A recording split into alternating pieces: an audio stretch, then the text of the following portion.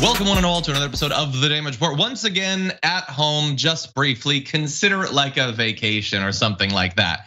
But it is a Friday. We've got some big stories to talk about, and we're very lucky to be joined on the show by an awesome guest, Giuseppe Trombetta. Welcome to the show.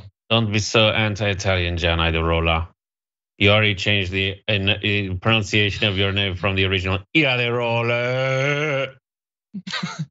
It did often sound like you were being stabbed in the middle. Oh, the problem is you can't do an Italian accent with a cigarette in your mouth because your mouth needs to be much more open. Brett, I'm a little bit worried that you are becoming pizza. So I think you need to dial back the Italian just a little bit, put down the cannoli. Here's something I was promised when I went to Italy. What's that I would not gain weight because of the two things in my hands right now and all the walking to museums. But I didn't go to museums. I went to the museums of restaurants that serve cannolis and arancine. And as a result, my friend, but wait, I gained 15 pounds in 2 weeks. No, you did not. No, you did not. I gained 15 pounds. When I got home, I weighed myself. Never in my life, John, have I been over 200 pounds. I was 207. Since returning home, I've lost 8 pounds, which means I probably just didn't do enough, which means these are a lie. I don't like where this is going. First of all, I've never in my life weighed more than 200 pounds. Get off my show. John, okay. Not all of us can grow muscle mass like you, sir. Most of us, some of us have been bean poles our entire lives. I was 6 feet 135 when I graduated college. Yeah. I gained 70 pounds since then, dude. And it's just because I learned how to enjoy myself by eating my food as fast as possible. And you know what? I do that too. I don't regret it. Okay, so we like, I'm seeing from the chat, we like the chain. You're gonna need to get 3 or 4 more of those. I had Consider to. a tracksuit. It was too much. You are Italian, but bear in mind you're now Italian in America, so we're gonna need a tracksuit. And people have christened you Erlich the Hut. There you go. I did almost eat myself to death. Do you want to do a show today, John? Glad to have you. I'm sure people listening to this are like, wait, it said this was political. What's going on? No, we're gonna talk about rings of power. I'm kidding. We're gonna do the news. Don't worry about it. We got a lot to talk about, honestly. In just a moment, we're gonna be jumping into the ever-evolving Giuliani legal situation. We're gonna give you some updates on what's going on with the protests in Russia, as well as the call up of hundreds of thousands of additional troops. Iran as well, of course, those protests continue. We've got developments when it comes to the classified documents. Herschel Walker, is he now stealing his backstory from civil rights heroes? We're gonna debate that. And then in the extended show, in the aftermath, we've got garbage to throw away. And I've got a choose your own adventure garbage person. I know that the video I'm gonna show you is of them being garbage, but you all are gonna have to debate one of 2 reasons it's garbage. That's gonna be a lot of fun. In advance of that, you can hit the like button, share the stream so the people know we're live. And if you wanna communicate with Brett or I, you can send us messages and we'll respond as we go. But with all that said, Brett, you ready to start the show? Technically it's Brett or me, but continue. You won me back with that. Some of us can't put on muscle, and I was like, no, I do like Brett. I hate you again, so that's great. Okay, well that's the mood, the vibe as we launch into our stories. Okay, so let's jump into this. Do you remember this? Take a look at this video. And what you're seeing here is an altercation that happened in a supermarket, and there's Rudy Giuliani, former lawyer to the former president, being viciously assaulted by someone that at first glance you probably assume must be Stone Cold Steve Austin because of the technique and the force that went into that blow. But that was a guy, of course, slapping Rudy Giuliani on the back. Now, he described it initially before that video was available as if, quote, a boulder hit me. He had just been watching Indiana Jones, methinks. Anyway, video showing him being backslapped, he later said, is a little deceptive. Without any warning, I was hit very, very hard on the back, to such an extent that it knocked me back about 2 steps. And honestly, it is a feat to slap someone lightly on the back, and that makes them fall back multiple feet. I don't know exactly how that works, but I haven't studied Jeet Kune Do, and apparently this guy did. So he wanted charges pressed, and the charges were initially this guy Gil, the one in the video, was charged with a felony, spent over 24 hours in jail for what you saw in that video. But his charges were reduced to a misdemeanor after the video was actually made available. And that contradicted accounts that Giuliani was making and the cops who agreed with him, I guess, or believed his story. And so that was months ago. And those charges have been preceding the legal developments. Now, flash forward to this week.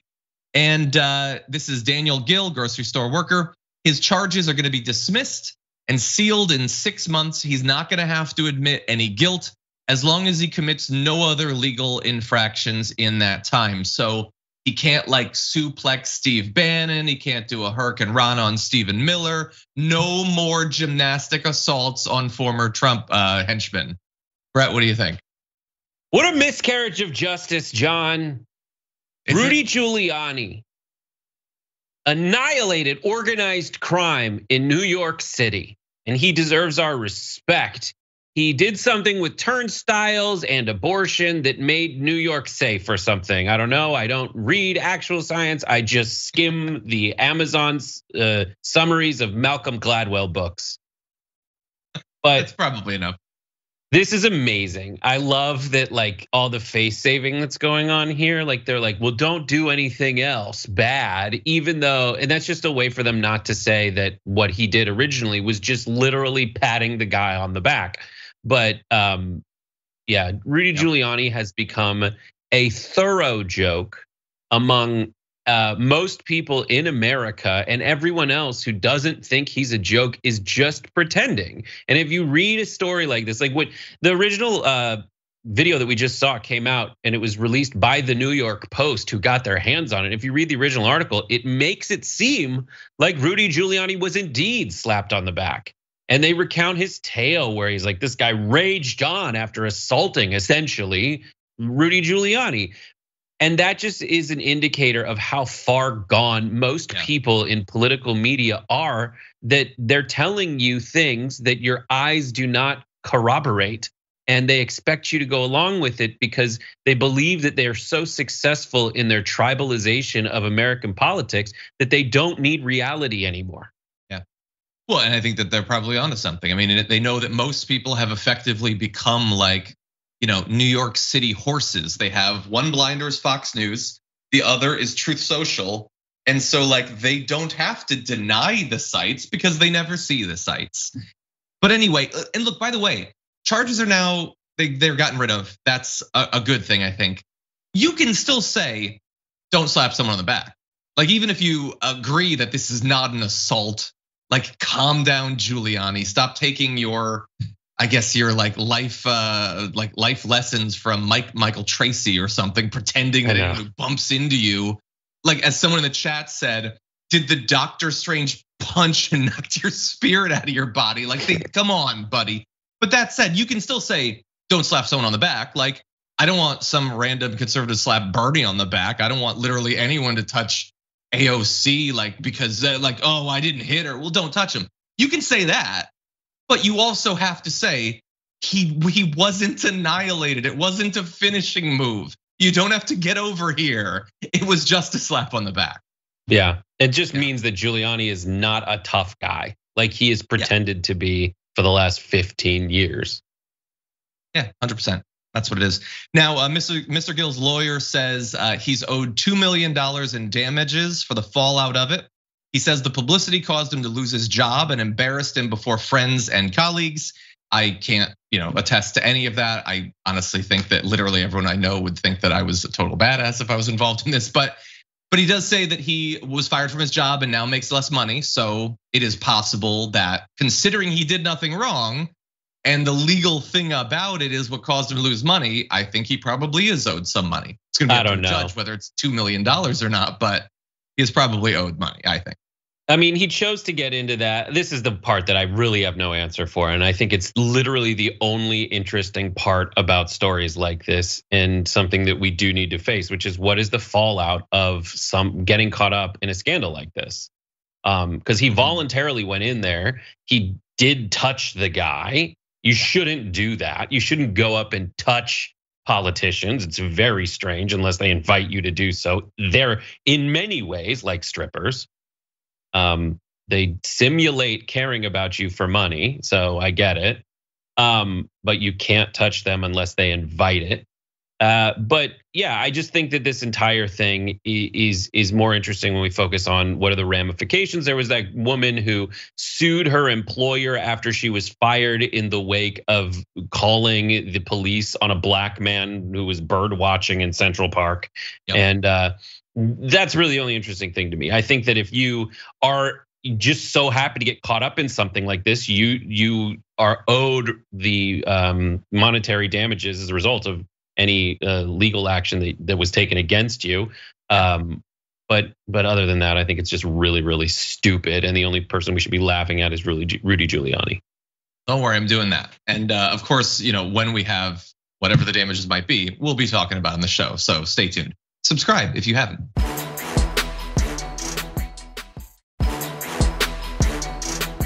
Why don't we cast our eyes abroad, and whenever we're ready, we can jump into this next video. Как бабы, блядь! Рот закройте, себя ведите достойно. Что вы орете все? Вы все военные мужики. Все. Игрушки закончились. Вы все военные. 3 дня здесь. Борт. 2 недели до подготовки. Долго. С работы вас никто не уволит. У вас работа, все зарезервировано. Ваше рабочее место. So if you're wondering how Vladimir Putin's new draft is going, not well, seemingly, when you have to shout down a group of people who really don't seem that they want to participate in this special military operation. That's probably not great. The second detail that makes it not so great is, bearing in mind that I do not speak Russian, people commenting on that video and it's posted online said that it is actually mistranslated in the subtitles, that the 2 weeks until training, which seems a little bit weird, why are they holding them for weeks before training, is actually a mistranslation, and it is 2 weeks of training, which probably not enough, particularly when you're entering into a war where clearly your side has not been nearly as prepared as we were led to believe that they would be. So people who don't want to go there, being forced to go there and given minimal training before going there, not a great idea. Now they did reassure them, your job will be waiting for you, which I guess technically might be true, but bear in mind, thousands and thousands, at least admitted by Russian soldiers, have died, let alone the external count, which puts it at the potentially tens of thousands. A lot of people will not be returning for their jobs, including likely some of the people in that room in the video that you just watched. And by the way, when I refer to it as a draft, some apologists for Putin might say, no, it's not a draft, it's a limited thing. Turns out that was a massive lie, and we're gonna get into the details about that. But Brett, what do you think? Right, that dynamic that you're alluding to is just this selective choosing of people you believe that has no consistency in terms of your rubric for trusting someone. There's so many people who are like, I just want to be a contrarian. It seems like everybody's on the side of like, don't invade Ukraine. I'm gonna find some stupid reason why it's okay to do so. And just believe Putin, who is basically doing the same thing we did in Vietnam, which is like, I'm just gonna fight this war that wasn't really provoked in any tangible way. Now, obviously there's differences between the two, but that's the sentiment. And Russians understand this because they through tons and tons of lives in Afghanistan and failed. And the worst part is like a lot of these people, according to the original claims by the Russian government, are former military and have some kind of combat experience. Now that is a very tenuous, a very vague definition by all accounts.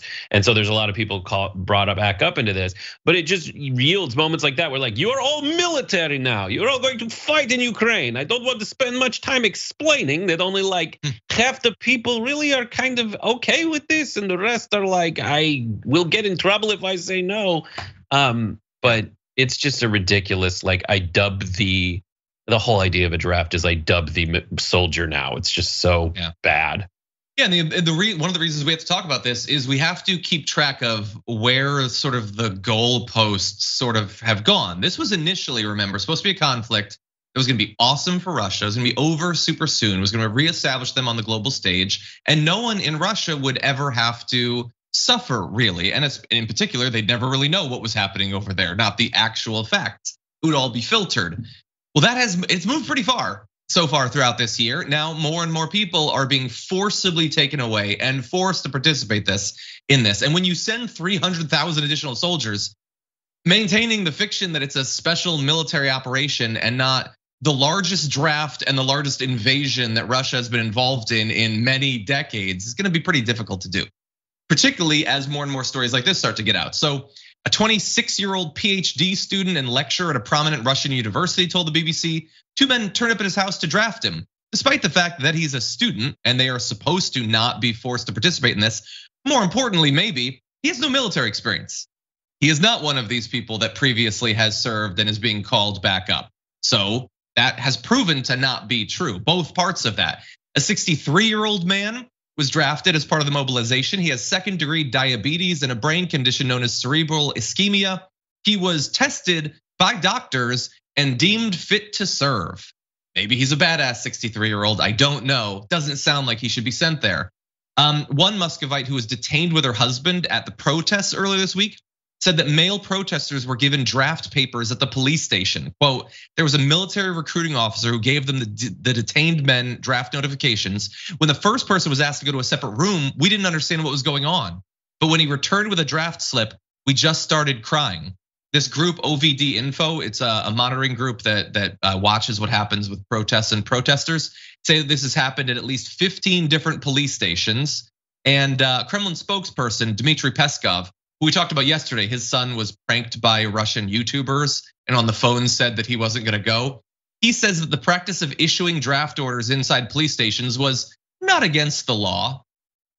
I guess the idea that you're just taking random protesters and now punishing them by forcing them to be sent to Ukraine where they very well might die, that seems like it should be against the law. Also, a 17-year-old boy was conscripted.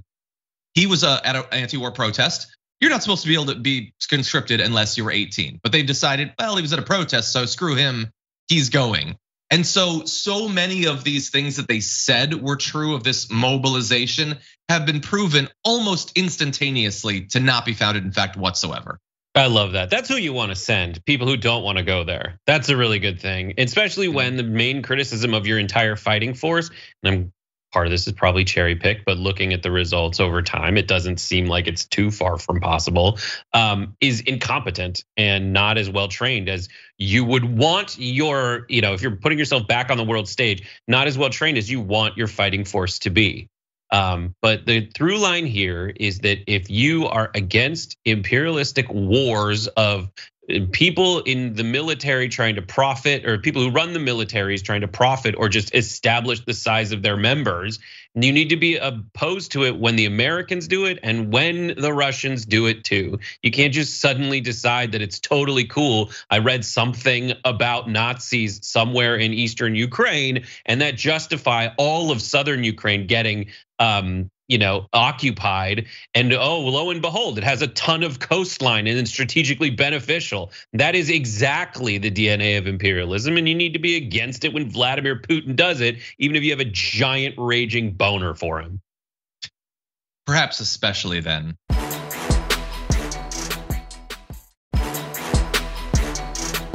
Why don't we turn to another big international situation? A reporter tried to get a statement from an Iranian foreign ministry official in New York, and take a look at how that worked.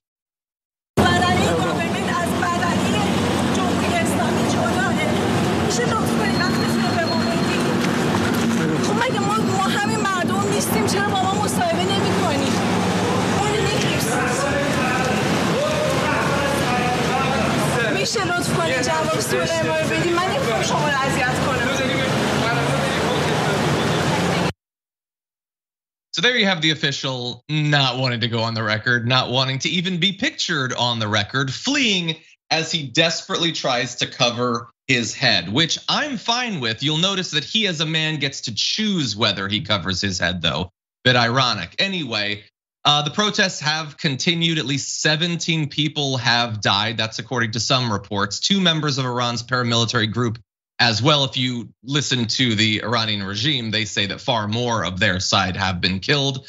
Who only knows? But the uprisings, if in case you're just checking into the story now, were triggered by the death of Mahsa Amini, a Kurdish Iranian woman who was arrested for allegedly breaking Iran's strict rules on wearing the hijab, the Islamic head covering for women. She died while in police custody, reportedly suffering multiple blows to the head. And as of right now, similar to in Russia, people are protesting. And similar to in Russia, they're doing so with incredible bravery, knowing that they might not come back. And in this case, reports are showing that, in fact, some are not. You have this reporting, I believe is coming from CNN, about some family members saying that they haven't seen their family members in literally days. One 22-year-old named Farnaz, that's an anonymous name. You can't actually give your real name because you might be hunted down by the Iranian regime as well. Says he called me and said only one sentence, "I was caught." I immediately understood what my dear brother meant and went to the morality police department to look for him. It's been over 4 days since she's seen her brother and she's worried he's never coming home. And perhaps he will. I hope that he will. But the idea that you could be picked up at a protest and a family member needs to go to the morality police department sounds like a short story that I would write. It doesn't sound like something that should exist in the real world. We should live in a world of reason, not a sci-fi dystopia. Right? What do you think? I love that it's called the morality police, and there is a certain implication of morality when you have a police force together. But when you start calling it the morality police, then you kind of inch into hyperbole and lose the ability for people to believe that you're actually represent good morals.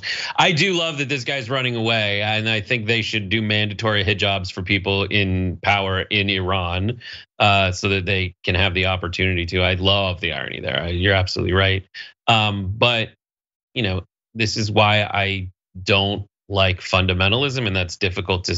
I mean, that's easy to say, but when you get to when you want to solve all the problems in the world and you have one universal unifying idea on how to do it, you like most fundamentalists think you're doing good, but you're actually a psychopath.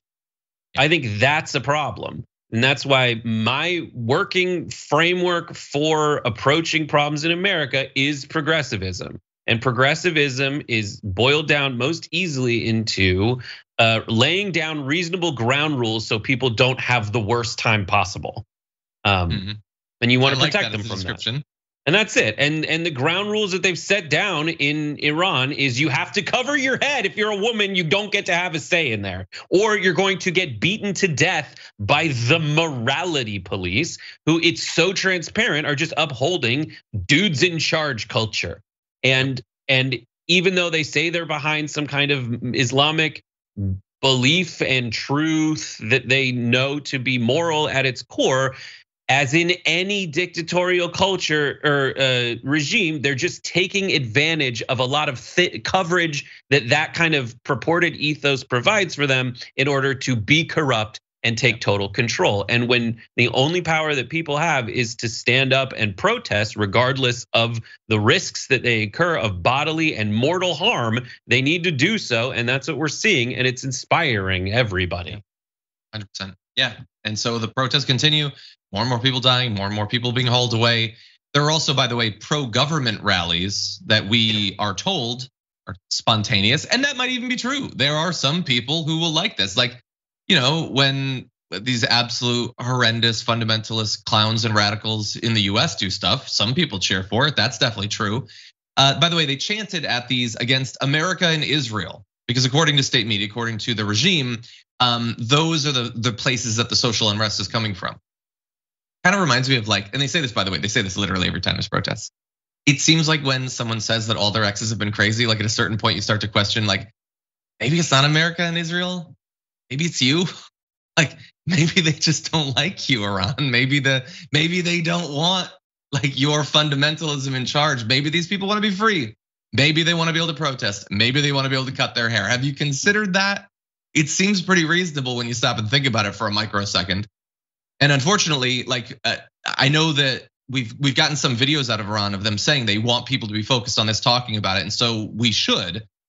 It's difficult to know exactly what we can accomplish, and it is also made more difficult by the fact that they won't see this. The internet has been cut off. You can't use WhatsApp or TikTok or Instagram or Twitter or anything like that. So, God only knows when that will be resumed, but I hope in some way they know the people who are risking, imprisonment or worse. I hope that they know that they do have a lot of people around the globe who are supporting them. And I think the reason that you put Iran and Russia in the same segment back to back is because these are people who I think are overextending themselves. I think they're playing their hand too hard. You've got Vladimir Putin, who wants to solidify some kind of crazy legacy, and he's going too hard. He thinks he has the people behind him, and he does not. And the morality police in Iran, or the morality police, the regime in Iran, thinks they have the backing of the people. This is a at one time quite secular society, or quite like Western okayed society through a very like rough relationship with the United States. But still, they didn't always wear hijabs in Tehran, and now they do. And I think I think everyone's better served if they join the international community by not being so psychopathic. 100%. Well, with that said, we do have to take our first break. When we come back, more developments when it comes to the classified documents found at Mar-a-Lago. We'll give you all that and more after this.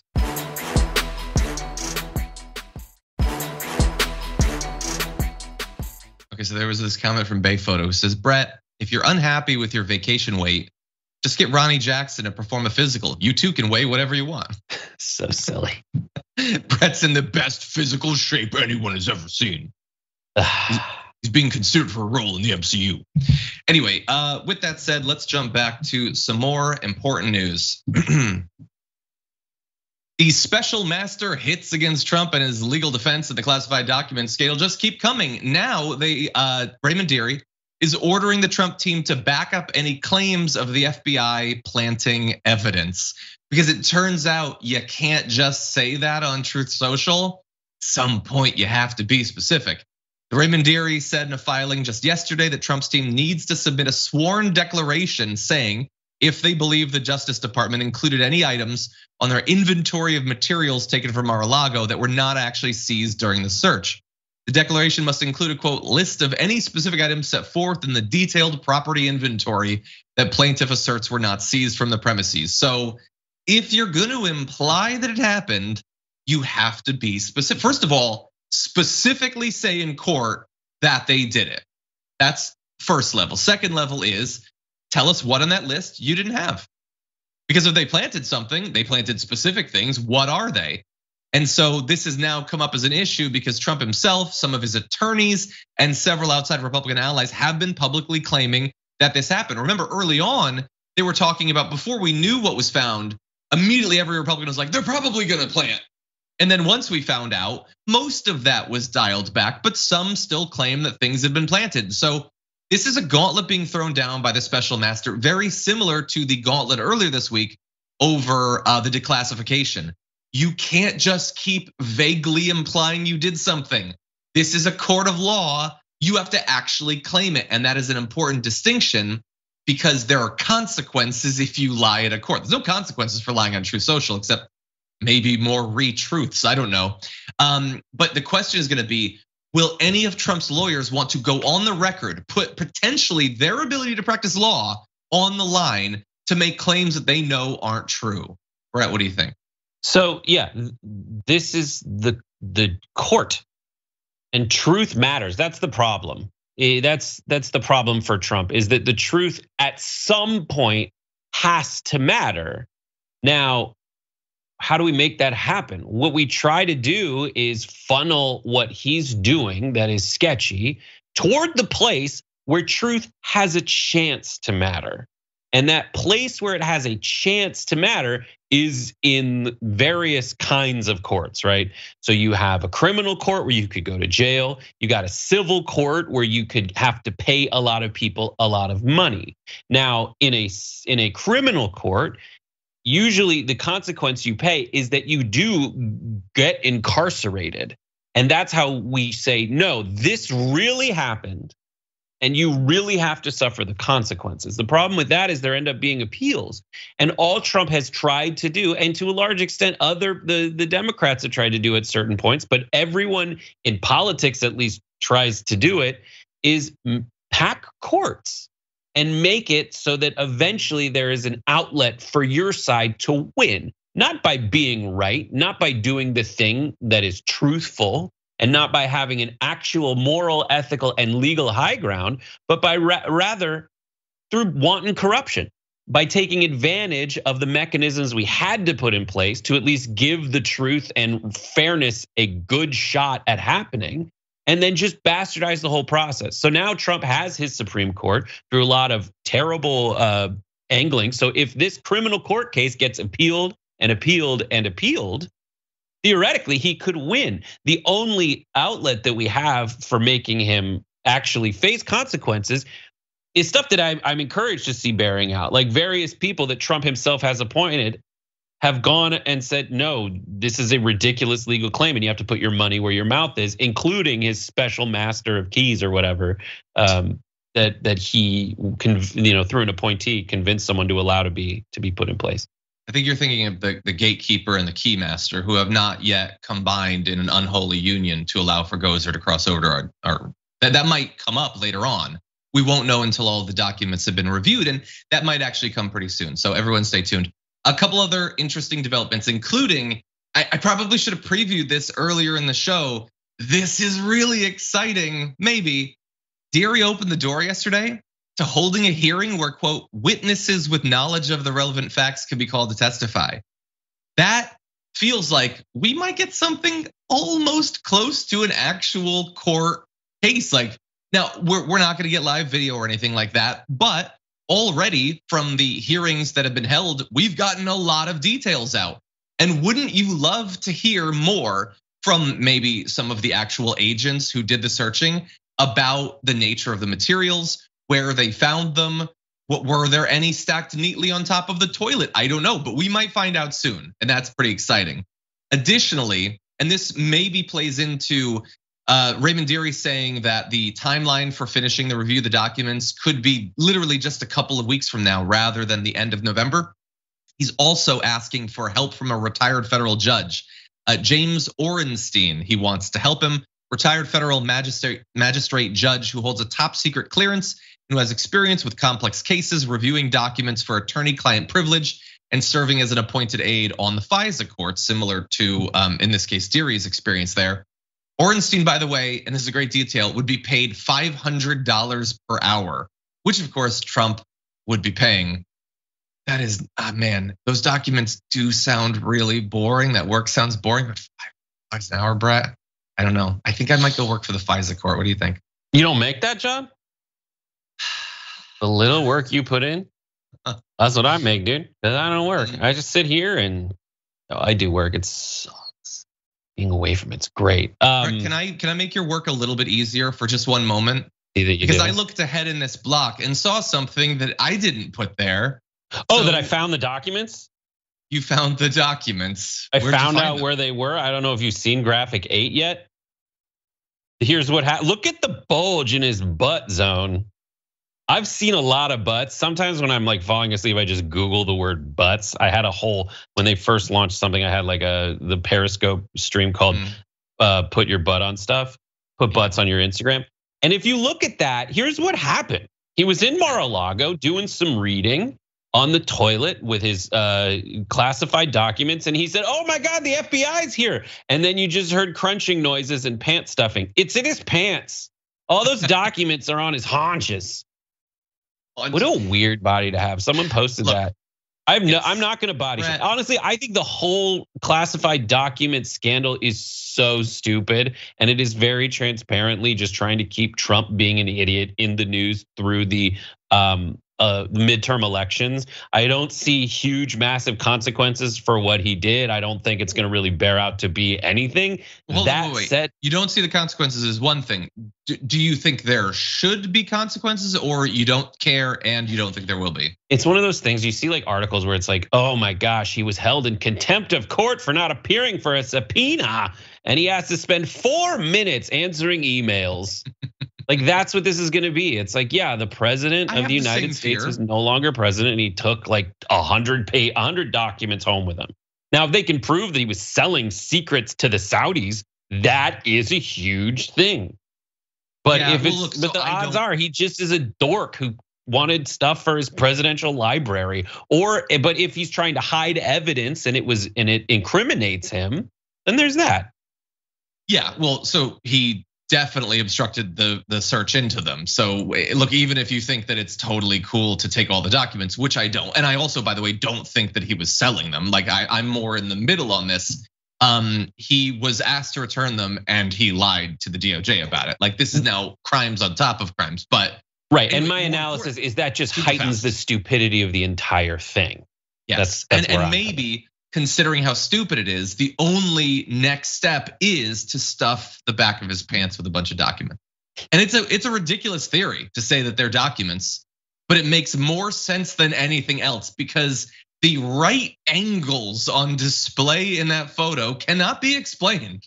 They simply cannot.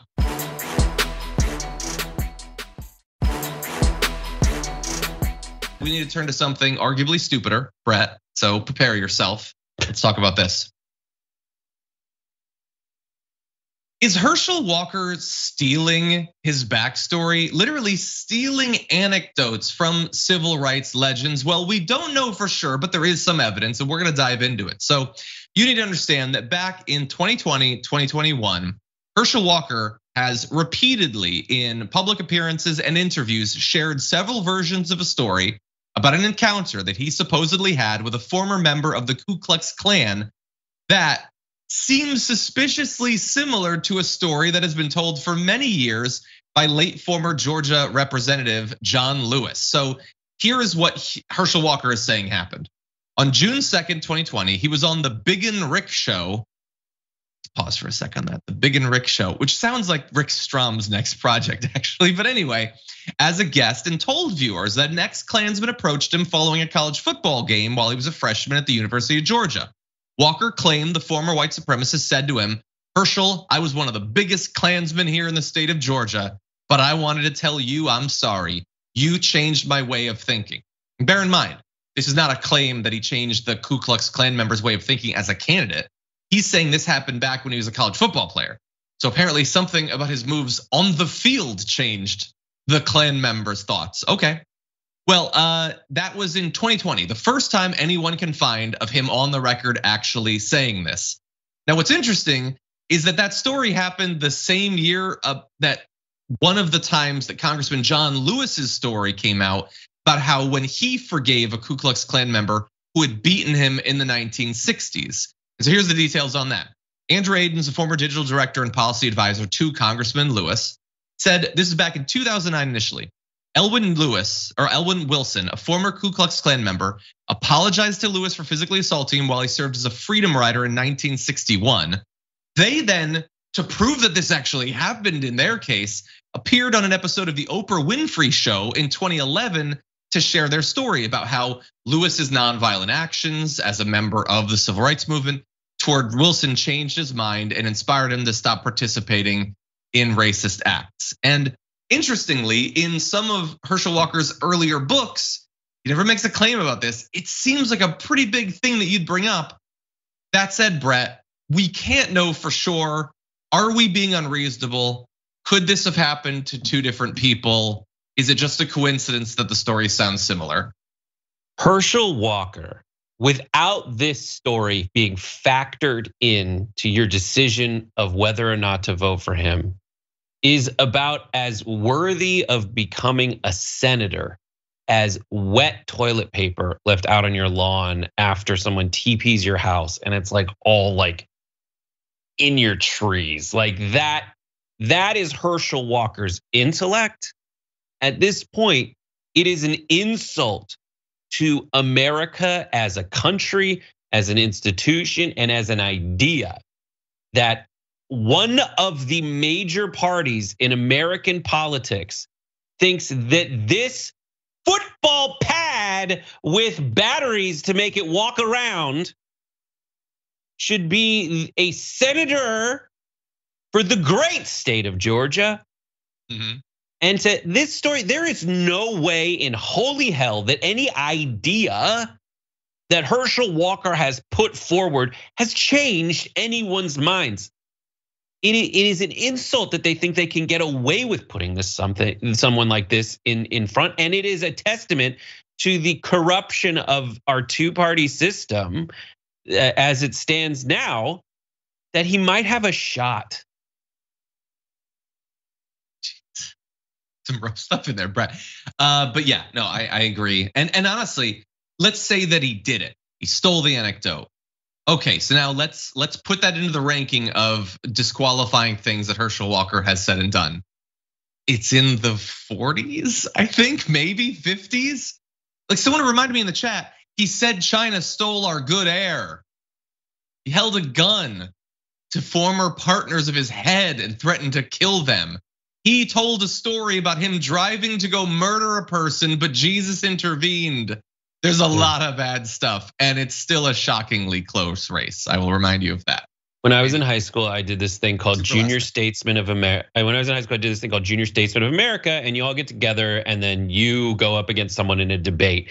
And the truth is, you win your gavel for best speaker if you have the most people in the room, not if you make good arguments. And that's what this has become. This is just packing the Senate with meat.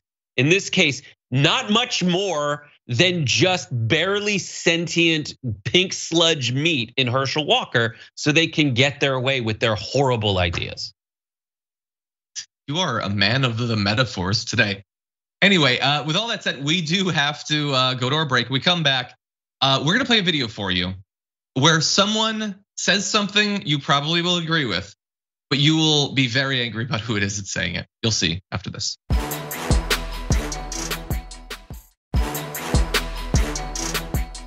To continue, May Money said in a super chat during the break, at work, I sent out a $120 signed Trump Art of the Comeback book to Texas. Womp womp, grifter's gonna grift. I need some more information about, wait, why did you send this out? What is going on with this book? That is crazy. But thank you for the message. Okay, Blue Lizard Guts has been here for 25 months, nice. Okay, oh, well, that's good. With all that said, we've got a couple quick stories to get to. Let's jump immediately into this. CNN would love to put you on the news to make us look like shit. And if the cops wasn't here, I would fight every one of you right now. Every one of you. Believe me, I would. I don't care if I got my ass whooped. I would knock the out of one of y'all. I swear to God, I would. Don't take it. They're racist. They're white supremacists. They're white supremacists. Do not deal with them. They're white supremacists. They're white supremacists. The ideology on the line. You hate blacks. You hate Mexicans. You hate Asians. Take it from them. They're white supremacist patriots. You need toilet paper. Take it from them. We are so sick of you guys making real Americans that like Trump and like patriotism bad. We're sick of it. This is a difficult one. I don't know that individual. I don't know what he believes. I know that he's wearing about as much red as a person can, although notably not wearing the red MAGA hat, which is an interesting choice. Has the Punisher skull on his shirt, so that says something, but he really doesn't like the KKK. And he's specific. He seems to not just think that the KKK is making other Trump supporters look bad, but he seems to generally hate their racism, hate their white supremacy, and think that it is a different thing than the patriotism of actual MAGA supporters. And so, not knowing what he believes about a number of different topics, I do like his passionate taunting of the KKK, his willingness, in his own words, to fight and even be beat up by the KKK to demonstrate how much he hates white supremacy. Brett, this is a weird one. What do you think? I love this because you can see everyone just salivating over this on the right. This is just like a clip that I'm certain every racist person that likes Donald Trump who just doesn't own the hood is gonna say, see, that's us, that's MAGA. Nothing we do is racist. We're not in the KKK, so we are not racist. But you're looking next to yourself at the rally and it's like a bunch of Klans people. And if like you're at a party with Nazis, you might want to wonder what this party's all about. But you know, this is the kind of person I do want to have a longer conversation with to be like, all right, so break it down for me. I know why you're here. I know why you're saying it. And I know that this is you trying to make a counter argument to stuff that I have a lot of evidence for about the people who support Trump as a whole. So what's the rest of it? I just love it's like when you see a rat fight a cockroach, you're just like, this is strange. Yes. Who's the good guy in that fight? I don't know. I guess the rat. I don't know. It's a mammal. Yeah, I don't know. Like I would love to really dig into not just him, but also the other people on his side what they actually think about like topics of race. Like he's shouting out like KKK, and I felt like the people behind him were like, yeah, they are bad. And then he's like, because they're racist. And I feel like some of the people behind him are like, well, you know, that's not. Well, they just see an opportunity to say that they're not racist. People love that opportunity, even if the rest of what they say is inherently racist. Like, tell me about your immigration. The thing is, I agree. They will use this to, other people will use this to cloak their own racism. And yet I do want Trump supporters yelling at the KKK. I do. So that's the difficult position. I like parts of this. I don't like a lot of the implications necessarily. And I would ask everyone on the good side of that line, why do you think the KKK loves Trump so much? I mean, you're not like them, I get that. But why do you think they love Donald Trump? What is it about what he's saying and doing that makes them love him so much? I think that would be an interesting conversation. Now that said, we do need to go to, people say show's too negative. We need to get positive. Let's get positive. Let's launch into this. What Bread and Roses means to me, and by the way, this came out of the suffragette movement, the fight for women's right to vote, is that in a sense, bread means economic justice. It means all of us are entitled to healthcare, to education, to decent housing, to decent wages. But life is more than that. And the roses aspect is we're entitled to beauty. We're entitled to culture. We're entitled to expanding our mind and education. And we're entitled to a life, not just of drudgery of having to go to work to make a living. And so I think that's what that song is about to me, and a very beautiful one indeed. I love that from Bernie Sanders, talking about how, yes, we do need to fight for economic dignity, for opportunity, but that life is not just about having a better, like, sort of working condition. Life is about more than that. What the economic side is the prerequisite. That's the bare minimum. That's so that you can live. But life is supposed to be about more than that. And I love that he's invoking that and talking about this concept of bread and roses, which Joan Baez had a song about. There was a poem about. It's originally traced all the way back to 1910. Helen Todd, women's rights activist. I just want to read a couple of the early invocations of this. Helen Todd said, they're literally fighting for the right to vote. Not at once, but woman is the mothering element in the world, and her vote will go towards helping forward the time when life's bread, which is home, shelter, and security, and the roses of life, music, education, nature, and books shall be the heritage of every child that is born in the country, in the government of which she has a voice. And it was echoed by many other people in the movement in the subsequent years, including Rose Schneiderman, Women's Trade Union League member in 1912, who said, "What the woman who labors wants is the right to live, not simply exist. The right to life as the rich woman has the right to life, and the sun and music and art. You have nothing that the humblest worker has not a right to have also. The worker must have bread, but she must have roses too. Help, you women of privilege, give her the ballot to fight with." And I love that so much, Brett. What do you think? I mean, I fundamentally disagree with Bernie's framing with the word decent. I'd use the word fair instead, and that's my thing. You're not entitled to decent housing. You're not entitled to decent healthcare. You're entitled to fair wages, fair healthcare, because decent means if your entire economy tanks and you can't provide that stuff, like who's going to provide it? Fair is the only framework that you can do it. But I do understand and appreciate. I think he'd be fine. He'd be fine with the word fair, I assume. Yeah. Justice is fairness. I just think that at the end of it, this is a great way to look at the world. And you can find your own roses. You've got to be able to find your own roses, and a system cannot deny you bread through corruption. And I think that's my framework for approaching all of this. Yeah, it's a reminder to me too that like there is a cost to keeping people in destitution here in the US and internationally. Someone once said, "I'm less interested in discussing the weight of Einstein's brain than I am thinking about the certainty that other Einsteins have lived and died unable to learn, unable to teach because they were born in the wrong place." And you can apply that to science, you can apply that to art as well. In lifting up people, we will produce for everyone a better world across all of these areas.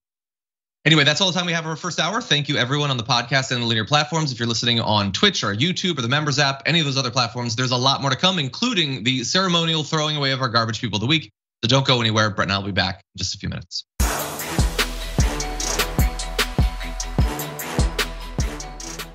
Thanks for listening to the full episode of The Damage Report. Support our work, listen ad-free, access members-only bonus content, and more by subscribing to Apple Podcasts at apple.co/TYT. I'm your host, John Derola. I'll see you soon.